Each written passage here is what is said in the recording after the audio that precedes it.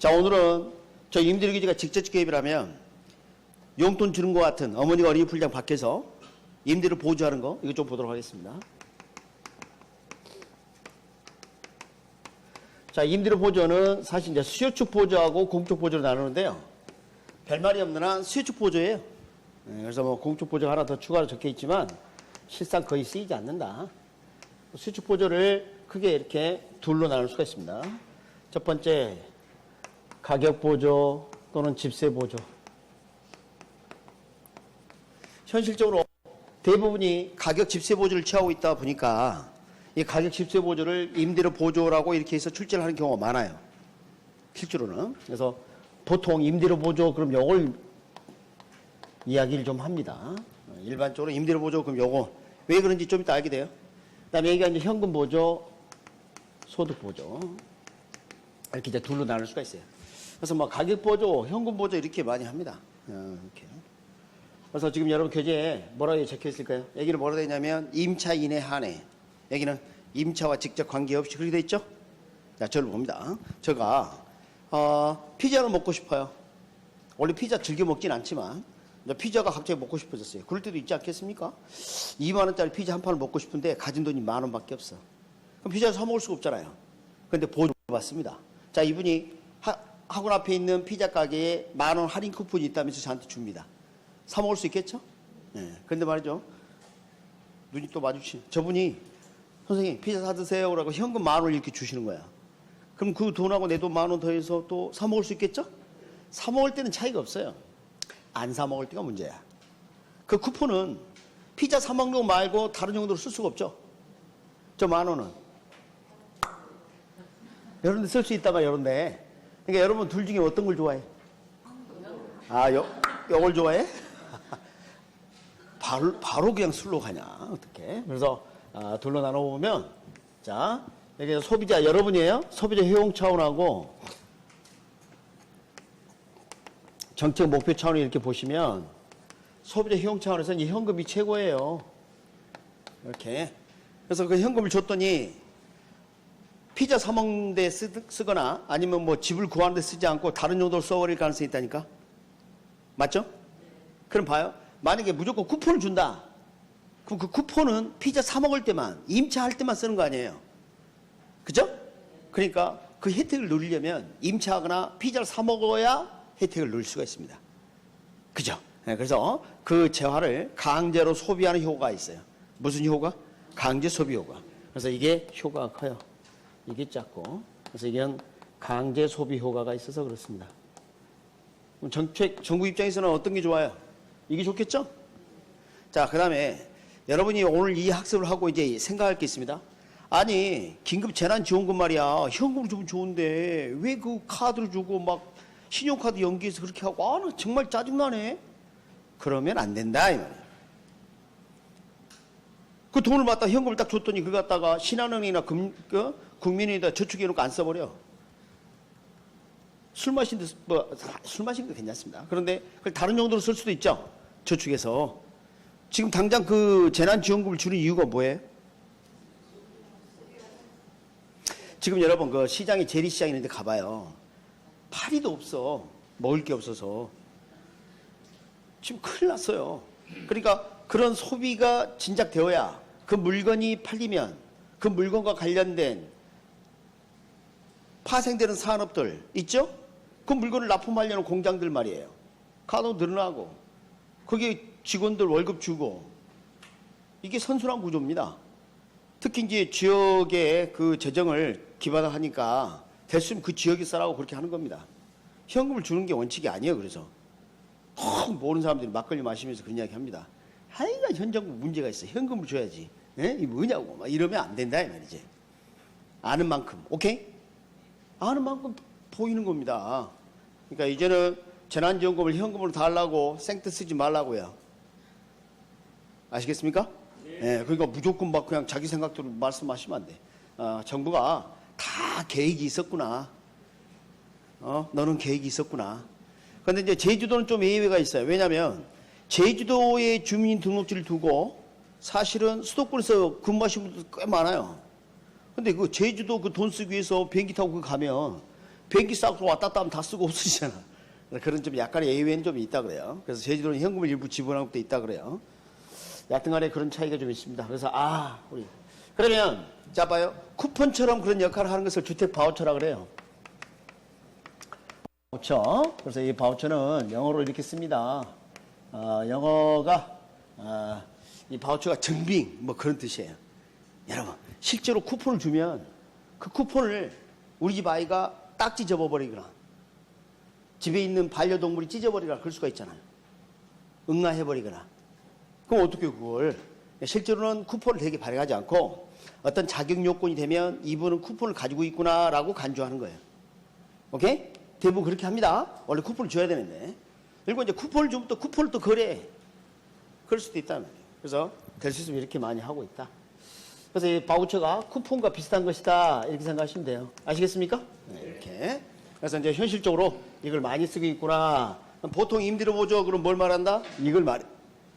그래서 보통 출제를 할 때 임대료 보조 그럼 되게 수축 보조고 그 중에서 가격 집세 보조를 의미하는 경우가 많습니다. 몇 번 그렇게 출제된 적이 있어. 아셨죠? 네, 가격 집세 보조를 뭐라고 출제해버렸다고? 임대료 보조 이렇게 출제해버린 적이 있어. 그러니까 그것은 출제자의 자질이 좀 의심스러워요. 응? 현실적으로 쓰이는 그 표현을 갖다가 시험에 그렇게 하면 안 되지. 여하튼간에 좀 안타깝고요.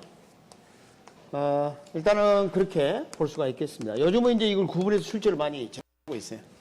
여러분 보조를 해주면 어떤 일이 벌어져요? 피자에 대한 수요, 주택에 대한 수요는 증가하겠죠. 우리가 수요가 증가하면 살 사람이 많아지면서 가격이 상승한다고 배웠는데 그렇습니다. 처음에는 가격이 상승할 수 있는 문제점이 있어요. 그러나 시간이 지나면 임대주택이 돈이 된다. 그러면 임대주택 공급을 늘리고 진입자가 늘겠죠. 그럼 요 부분 초과 이윤이 사라지게 돼요. 장기적으로. 그래서 공급성이 이렇게 증가하면 임대는 다시 안정을 가져올 수 없고 어머 주택량이 늘었네요. 제일 왼쪽에 임대료 기조 봅니다. 양이 늘었어요 줄었어요? 저기 줄었죠. 그러니까 이게 봐요. 요건 단기에는 좀 그런데 장기적으로 바람직해요. 오케이? 장기적으로 바람직하다. 장기정적으로 이게 더 바람직하다. 자, 공적 보조는 뭐 현실적으로 뭐 좀 쓰기가 좀 곤란한 게 좀 있어요. 그러니까 생산비가 절감되는 그런 효과가 있을 수 있어요. 임대주택 건설업자에게 보조를 해준다든가 이렇게 하게 되면 그러면 자, 공급이 증가해야 할 텐데 여러분 주택시장에 주택 공급이 금방 단기에 늘어날 수 있을까요? 자고 일어났더니 뭐 아파트 단지가 하나 생기고 막 그러진 않죠. 그래서 공급이 증가하려면 시간이 좀 걸립니다. 장기에 공급이 이렇게 증가할 수 있어요. 그러면 임대료는 낮아지고 주택량도 늘고 이것도 주택량이 느는 것은 맞네요. 맞죠? 네. 근데 이것은 특히 시비가 좀 있어요. 정부가 특정 기업에게 저렇게 보조를 해주면 말썽이 많아. 응? 우리 뭐 언론들이 가만히 있지 않아. 아니 혹시 현 정부하고 무슨 친인척 관계 아닌가 막 이런 거 어쩌다가 사돈에 8천 걸렸다 그럼 끝장이야 이제. 얼굴 보지도 못한 사돈에 8촌인데 8촌도 돈 지원했다 또 이런다니까. 그냥 8촌도 아니고 사돈에 8촌. 그래서 수축 보조를 선호하고요. 그 다음에 정책 목표 달성 측면이 좋은 게 뭐라고요? 주택 바우처 제도. 오케이? 네. 그래서 이 둘을 비교를 꼭 하시기 바랍니다. 자 봅니다. 내 아이가 내일 학교 가야 되는데 초등학생인데 숙제를 안 했어요. 그럼 어머니가 하는 행동은? 너는 내 자식 아니니까 학교 가서 혼나도 돼? 막 이래? 응? 어떻게? 그러든가 말든가 하여간 뭐 이상한 계모도 있더라마는. 어? 어때요? 손 붙잡고 같이 숙제 해줘야지. 안 그래요? 그래 안 그래요? 그게 지처직 개입이야. 그런데 박사 학위 받을 때까지 그렇게 하면 돼 안 돼? 그게 정상적인 박사입니까? 어? 아닙니다. 그래서 그렇게 해서는 안 된다. 그러니까 자, 정부 시장에 개입할 때 급할 때 개입하다고 빠져나갈 게 이거예요. 임대료 규제. 오케이? 공적 마스크 제도. 지금 느끼잖아요. 아니면 지금 1,500이 비싸다 그러지. 처음에 얼마였어요? 4,000원, 5,000원 하지 않았어요? 사는데 그러면 안 돼. 그때 당시에는 4,000원, 5,000원 못 사고 1,500이니까 오 싸다 그러고 사놓고는 요즘 이제 안정이 돼서 좀 싸지니까 무슨 1,500씩을 받냐고 또 이 난리를 친다니까. 참 그러면 안 돼요. 네, 그래서 이제 그것이 6월 말까지 정부가 계약을 했어요. 공적 마스크 제도는. 그래서 계속 6월 말까지는 그렇게 할 수밖에 없습니다. 그런데 여러분 좀 알고 좀 그렇게 하세요. 아이고, 말씀이라도 함부로 하시고 그러면 안 돼, 서로. 자, 그렇게 좀 이해해 주시고. 그 다음에 덴탈 마스크 공급도 한다고 하지 않습니까? 생산을 좀 더 늘려서 열리면 되니까. 그래서 임대료 보조. 강의를 듣다 보니까 사실 부동산 학교는 강의를 듣지만 정부 정책의 어떤 측면들을 하나씩 좀 이해를 할 수 있는 그런 내용이 좀 있어요. 그냥 살아왔다가 저런 것도 있구나. 그죠? 이때는 내라고 해주면 참 좋을 텐데. 자, 89페이지 늦었고요. 자, 89페이지. 자, 임대료 보조 정책 거기에 보시면 그 첫 번째 그 표가 수요축 보조입니다. 알겠죠? 그 표가 수요축 보조입니다. 그 제목이 없어져 버렸어요. 편집하면서 없어진 것 같아요. 하여간 그게 수요축 보조고요. 그 표를 좀 잘 보시고, 내려가 보면 그 주택 바우처 이야기도 좀 해놨고요. 그 다음에 이제 주거급이라고 있죠.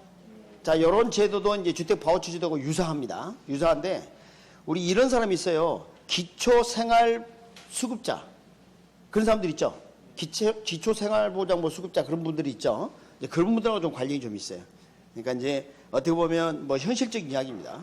자, 이들에게 일정 요건이 되면 보조를 해주는 제도인데, 자, 주의할 게 있습니다. 잘 봐요. 내가 정말 생활 수준이 낮아. 근데 남의 집에서 살아. 근데 임대로 한 달에 50만 원을 낼 능력이 안 돼. 근데 지금 50만 원짜리 임대주택이 살고 있단 말이야. 월세방을 살고 있는데, 이거 정말 그 생활 수준이 뭐 나쁜 수준이다 보니까 감당 능력이 안 돼서 힘들어. 막 밀리기도 하고 말이야. 그럼 이런 분들을 위해서 좀 보조를 해주겠다는 겁니다. 그래서 예를 들어서, 실제로가 아니고, 예를 들어서 30만 원을 보조해준다. 이렇게 한번 가정합시다. 50만 원이 다 될 수도 있고 그래요. 기준이 있습니다. 예를 들어서 50만 원에 30을 보조해준다. 그럼 그 보조된 금액을, 그 돈을, 그 소득이 낮은 임차인에게 줄까요? 집주인에게 줄까요? 임차인에게 주면 이런다니까 또. 아까 가르쳐 줬잖아요. 현금 지원을 하는데 누구에게 줄까요? 임대인에게 줍니다. 임대인에게. 임대는 50 받아야 되는데 돈이 20밖에 안 들어오면 30 부족할 거 아니에요. 그걸 누가 주겠다? 정부가 주겠다 그 말이에요. 그게 주거급여제도인데 거기 1번 뭐라고 돼 있어요? 현금 지원 이렇게 돼 있죠. 그 현금 지원할 때 그 누구에게 준다? 지금 89페이지 하고 있어요. 그 표 하단에 다이아몬드 두 번째 거 주거급여 누구에게 준다? 임대인에게. 당연한 겁니다. 당연한 거. 뭐 현금 지원 그러니까 어머 임차인에게 통장에도 쏴주나 보다. 그거 아닙니다. 그렇게 하면 안 돼요. 자, 그 다음에 이런 경우가 있습니다. 자기 집에 살고 있어. 근데 그건 집이 아니야. 도구하우스지. 자기 집이라고 하는데 그럼 여기도 지원을 좀 해줘야 되겠죠. 최저 주거 수준이 매우 미달돼. 위생상도 문제가 있고. 그러면 계량 지원을 해줍니다. 현금 지원을 해주면 집주인이 자기잖아. 그럼 그 돈 가지고 또 그런다. 뒷집 아저씨가 수리해줬어요. 돈 주세요. 또 이런다니까. 봤더니 뒷집 아저씨가 아주 친해. 매우 친해. 그럴 수가 있잖아 또. 그래서 안 된다. 그래서 여기서는 무슨 지원만 한다? 계량 지원만 합니다. 현금 지원 안 하고.